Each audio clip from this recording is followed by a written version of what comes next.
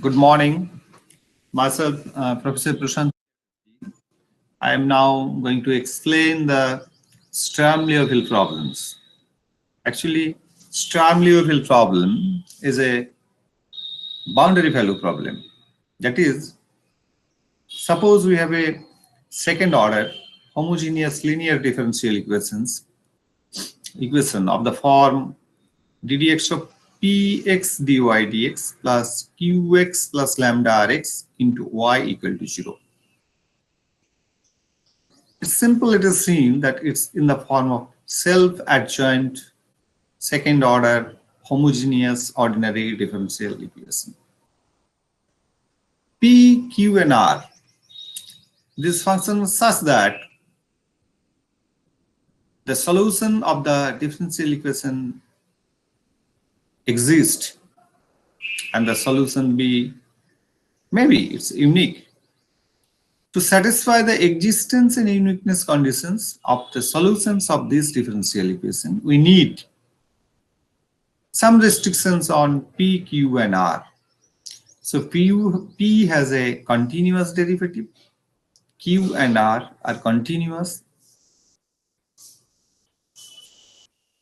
We also assume that P and R both greater than 0 for all x on the interval AB. On the interval AB, that is at the point A and at the point B, or the boundary conditions are defined, and lambda is a parameter which should be independent of x.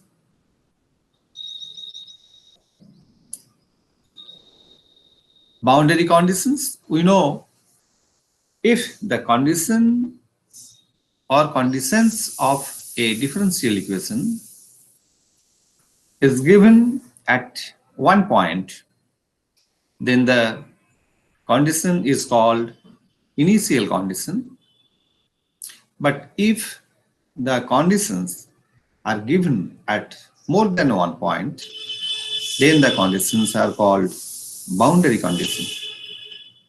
Here, as x is defined in the interval, closed interval AB, and the conditions, 12.2 it is seen, conditions are given at 2 points, at the point A and at the point B. So the conditions are boundary conditions. Since 12.1 is a second order ordinary differential equation, so the conditions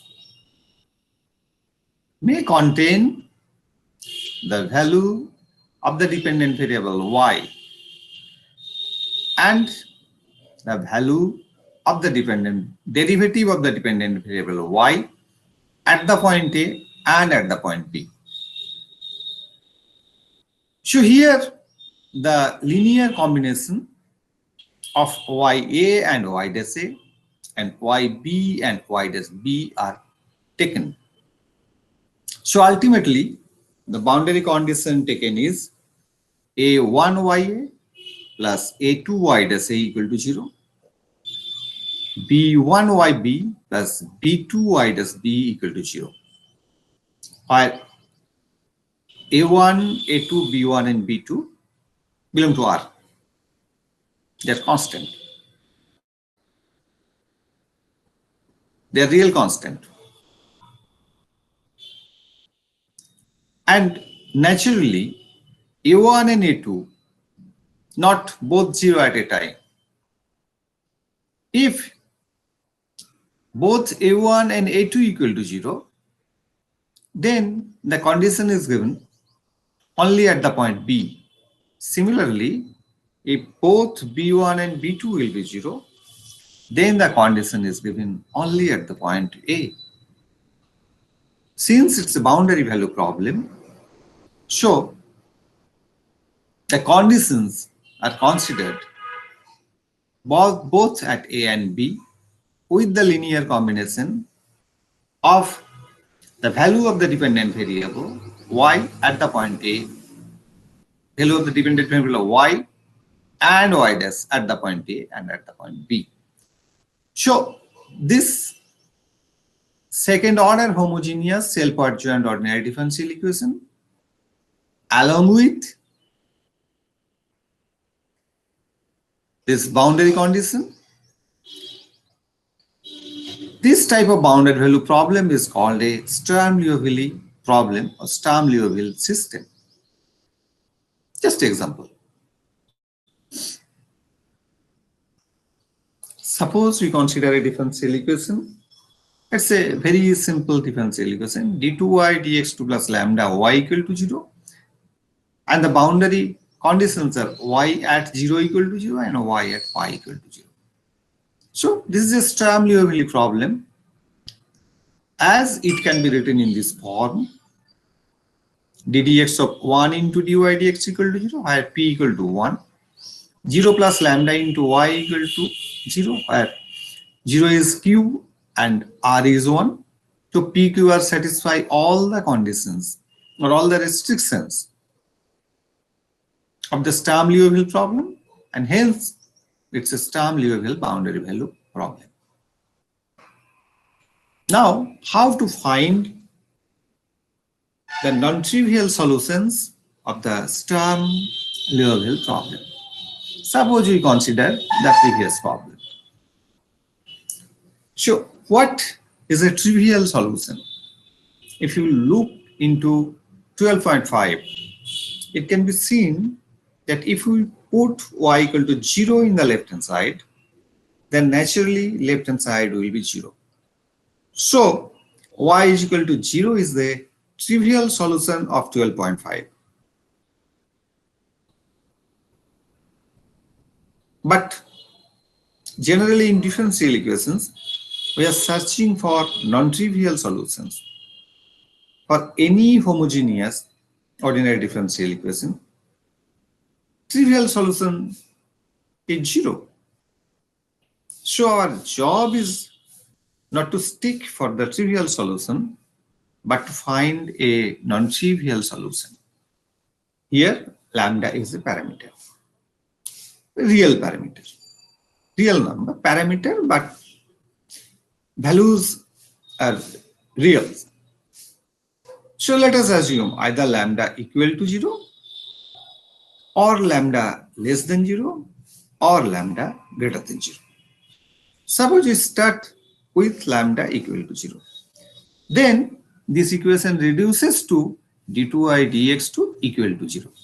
And its natural solution is y equal to c1 plus c2x.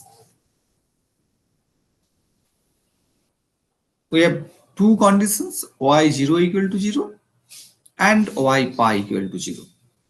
If we put at x equal to 0, y equal to 0, c1 will be 0. And at next condition, when x equal to pi, then y equal to 0, it gives c2 pi equal to 0 or c2 equal to 0, since pi is non-zero. So if lambda equal to 0, then only the trivial solution exists. Next, suppose lambda less than 0. So if lambda less than 0 of 12, lambda is less than 0 for 12.5,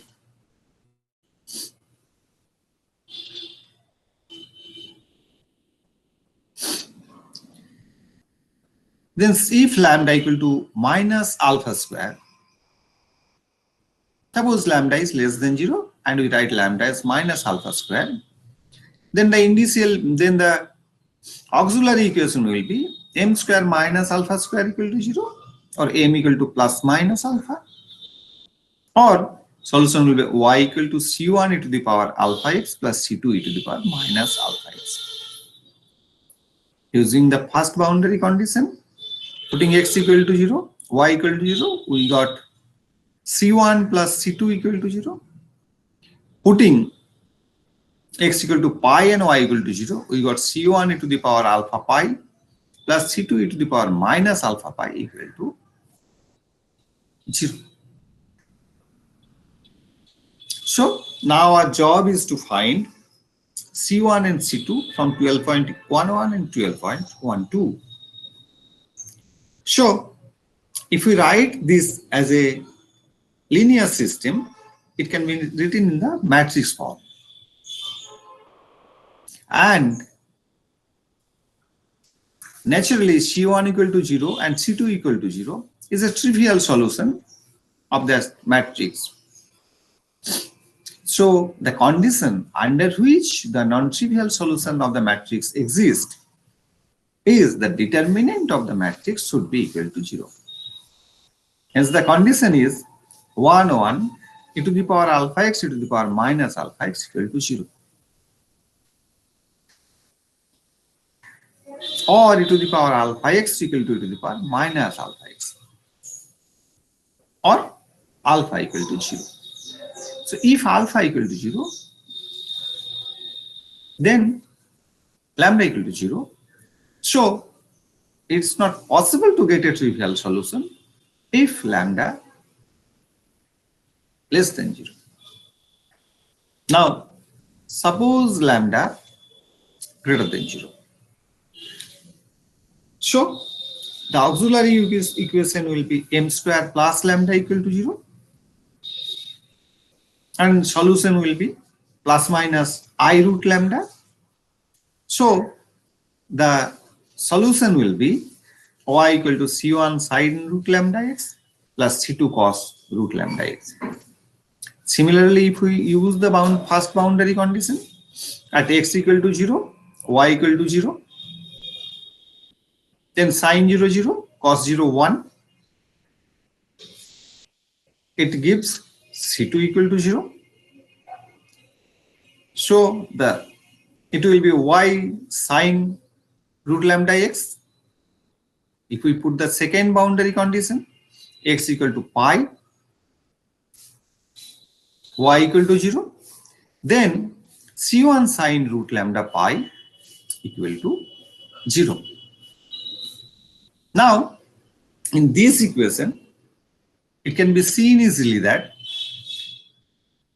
sin root lambda pi is not always positive or negative. It may be 0.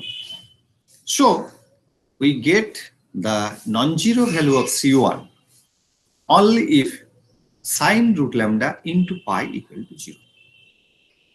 We know that sin n pi is 0 if n is a natural number. So the value of lambda for which sin root lambda pi equal to 0 is root lambda equal to n or lambda equal to n square, which is given by 12.16. That is, if lambda equal to 1, we get a non-trivial solution. If lambda equal to 4, we get another non-trivial solution. If lambda equal to 9, we get another non-trivial solution, and so on.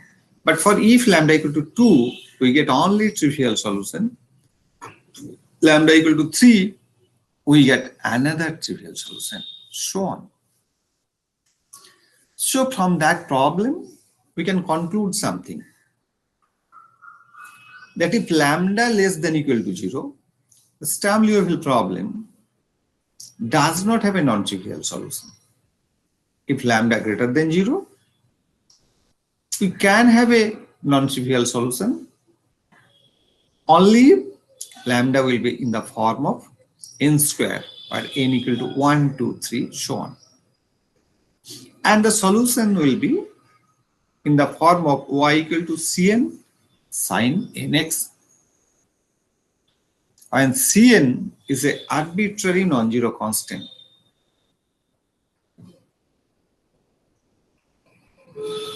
So the functions defined by c1 sin x, c2 sin 2x, c3 sin 3x, so on, cn sin nx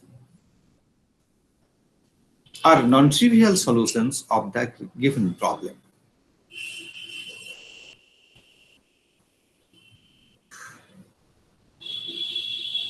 Characteristic values and characteristic function. For any Sturm-Liouville problem, the values of the parameter lambda for which there exist non-trivial solutions of the problem are called characteristic value of the problem. And the corresponding non-trivial solutions are called the characteristic functions of the problem. That is 1, 4, 9. These are characteristic values, and sine x, sine 2x, sine 4x, so on are characteristic functions.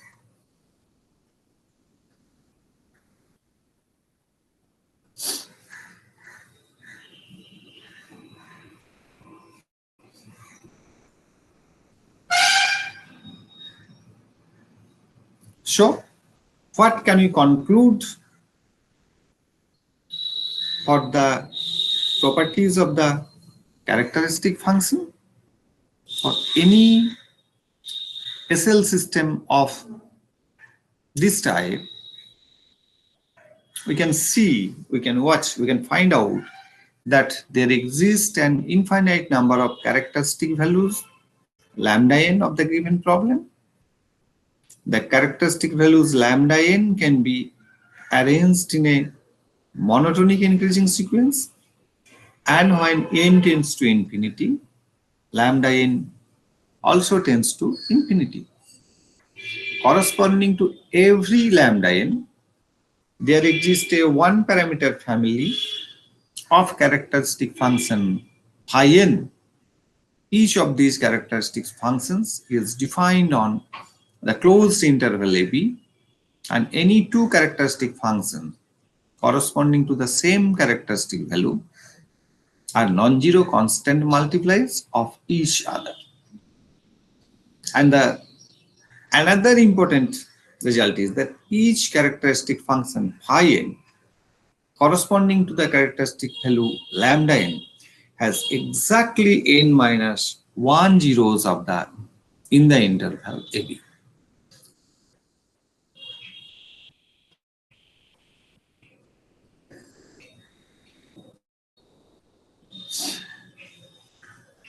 That is, the Cn sin nx is the characteristic function corresponding to the characteristic value lambda n equal to n square, and naturally sin nx has n minus 1 zeros in the interval 0 pi.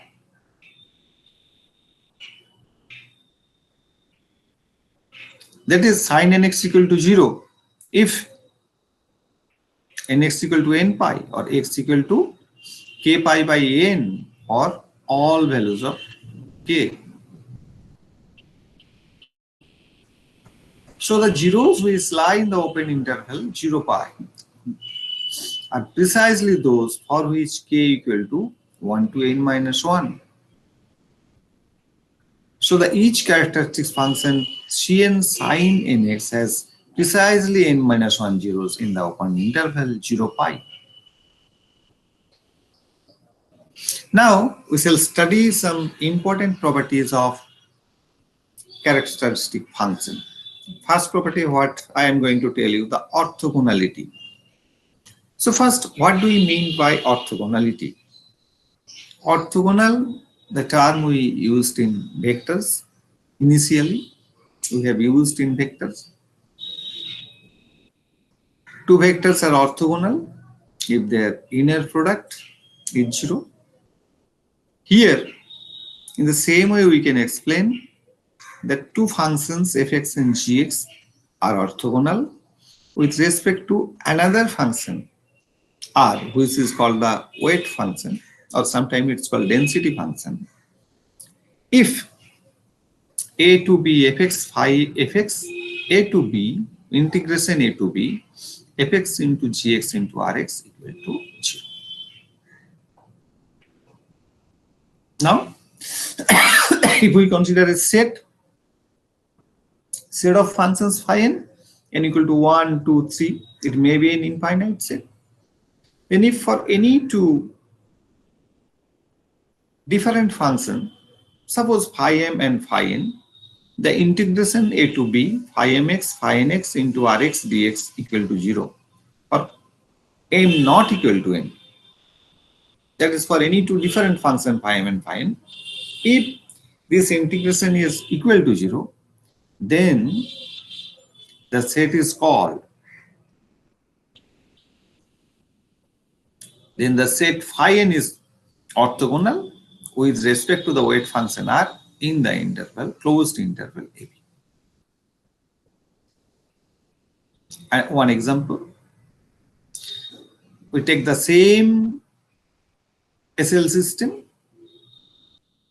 Here phi nx equal to sin nx is the characteristic function with respect to the characteristic values lambda n equal to n square. And if we check, we can see that if we take two different phi n of the set, one is phi nx and phi mx, and if we take r equal to 1 and we integrate from 0 to pi, it can be seen that this is equal to 0. So for this particular case, the orthogonality is proved.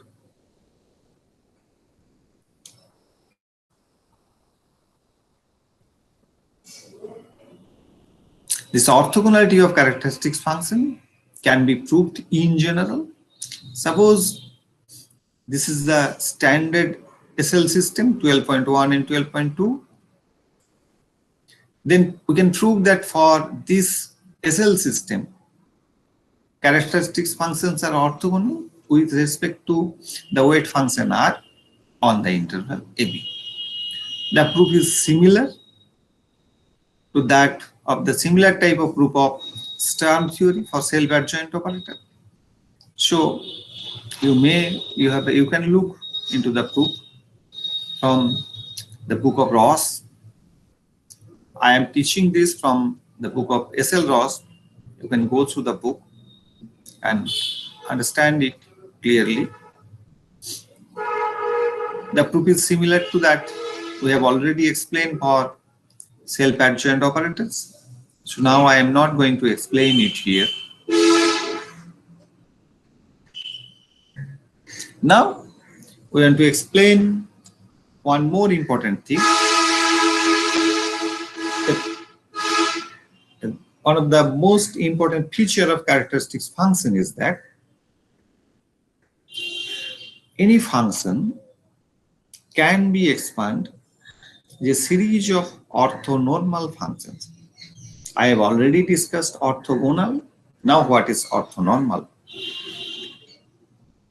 If the orthogonal function is normalized, then it is called orthonormal. What is normal? What do you mean by normalized?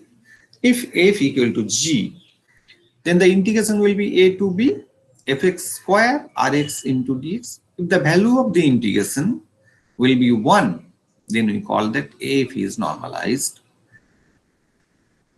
That instead of taking two different functions inside the integration, if we take the same function and the result will come as 1, then that function is called normalized.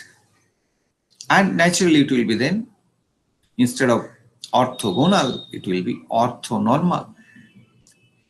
It is orthonormal provided also for all other functions of the set. If we take two different functions and do the integration, then it will be 0. If we take same function twice and integrate, it will be 1. So if we take any set phi n equal to 1 to n, and a to b phi mx phi nx rx dx equal to 0 for m not equal to n and equal to 1 for m equal to n, then the whole set is called orthonormal system. So suppose we have a Sturm-Liouville problem.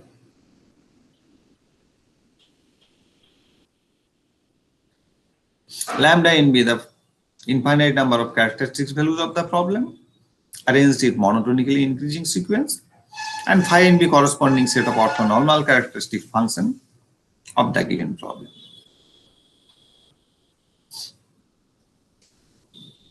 Let f be a function which is continuous on the interval ab, has a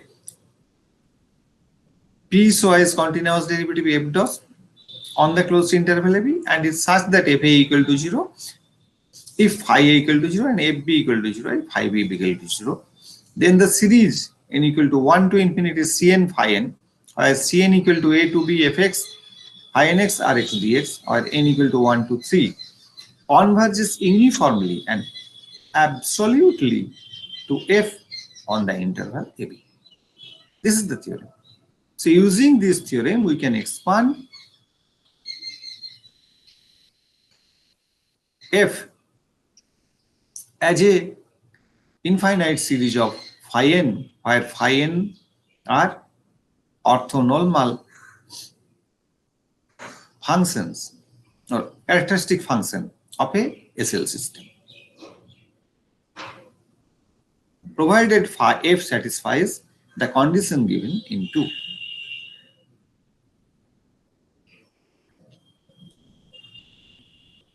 This is called a formal expansion of the function fx. Suppose this is a problem. We want to find out the formal expansion of fx equal to pi x minus x square in the interval 0 pi in the series of orthonormal characteristics function phi n of Sturm-Liouville problem. So it is known that phi nx equal to sin nx. This set is orthogonal. So to make it orthonormal, we find the value of the phi n square. If it is alpha square, then divided it by alpha and we got the orthonormal.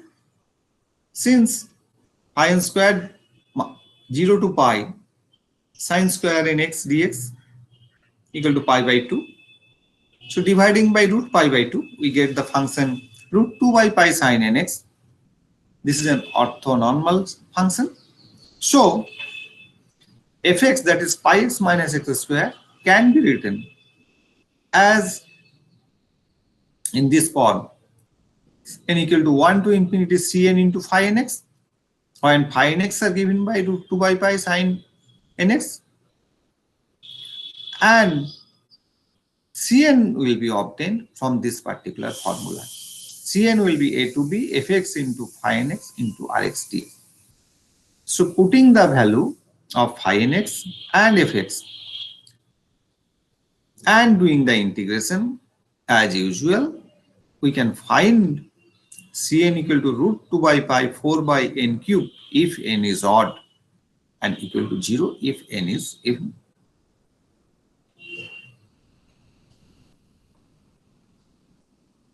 So the formal expansion of pi x minus x square will be 8 by pi n equal to 1 to infinity sin 2n minus 1x by 2n minus 1 whole cube, when x lies between 0 to pi.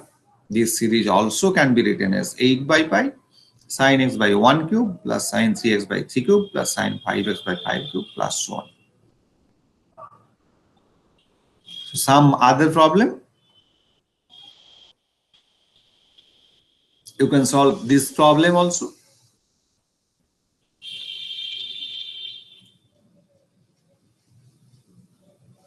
And please, these are the exercise. Please solve it yourself. And if any problem, contact me. Thank you.